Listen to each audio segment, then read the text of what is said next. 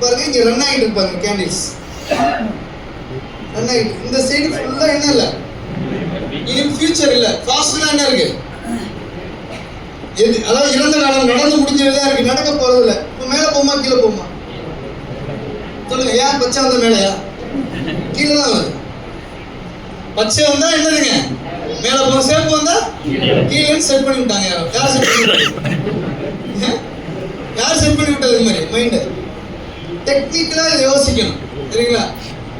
இப்ப நானும் இந்த மார்க்கெட்டை பார்க்கல, யாரு உங்ககிட்ட தான் என்ன பண்ணிட்டு இருந்தேன், பேசிட்டு இருக்கேன். நான் தான் மார்க்கெட்டை பார்த்தேன்னா பார்க்கல. இப்ப சொல்லுங்க அந்த மார்க்கெட் எங்க போகும்,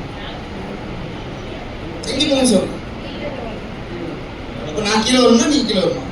எப்படி கீழே வரும் லாஜிக் சொல்லுங்க. எப்படி கீழே வரும் சொல்லுங்க. மேல போகும்னா எப்படி மேல போகும், கீழே வரும்னா எப்படி கீழே வரும் சொல்லுங்க. அது தெரியாம நீங்க வந்திருக்காங்க. ஓகே சரிங்களா. இப்ப மார்க்கெட் பாத்தீங்கன்னா ஒரே இடத்துல மார்க்கெட் என்ன ஆகிட்டு இருக்கு, ஒரே இடத்துல சஸ்டெயின் ஆகிட்டு இருக்கு. எங்கேயுமே மார்க்கெட் மூவ்மெண்ட் இல்லை சரிங்களா.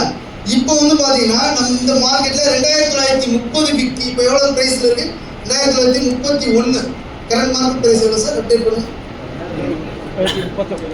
30 ஓகேங்களா. இந்த மார்க்கெட்ல 2930க்கு கீழே போனுச்சுன்னா மார்க்கெட் கீழே போகும். எங்க போகும் 2928 அப்படிங்கிற பிரைஸை தொட்டா மார்க்கெட் எங்க வரும், கீழே வரும் சரிங்களா. எங்க வரும் அப்படின்னா 25 வரைக்கும் வரும். 25 பிரேக் பண்ணிச்சு அப்படின்னா சரிங்களா 19 வரையும் வந்துடும் கீழே வந்தா. ஓகேவா, ஃபுல் அண்ட் ஃபுல்லி மார்க்கெட் சைட்வேல தான் இருக்குது. இதே மார்க்கெட் 33 போனுச்சு அப்படின்னா கண்டிப்பா அது 45 to 50 போகும். ஏன்னா நீங்க ட்ரேட் தெரிஞ்சவங்க உட்காந்து வாட்ச் பண்ணி பாருங்க. இந்த ரெண்டுல இதான் நடக்கும். இந்த விலைக்கு கீழே போனா இங்கதான் போகும், இந்த விலைக்கு மேல தான் வரும். இந்த விஷயத்தை தான் நம்ம என்ன பண்றோம் அப்படின்னா உங்களுக்கு லைவ் மார்க்கெட்ல என்ன பண்றோம், அப்டேட் பண்றோம். அப்டேட் முதல்ல ஒரு சார்ட் காட்டணும் இல்லையா, அந்த மாதிரி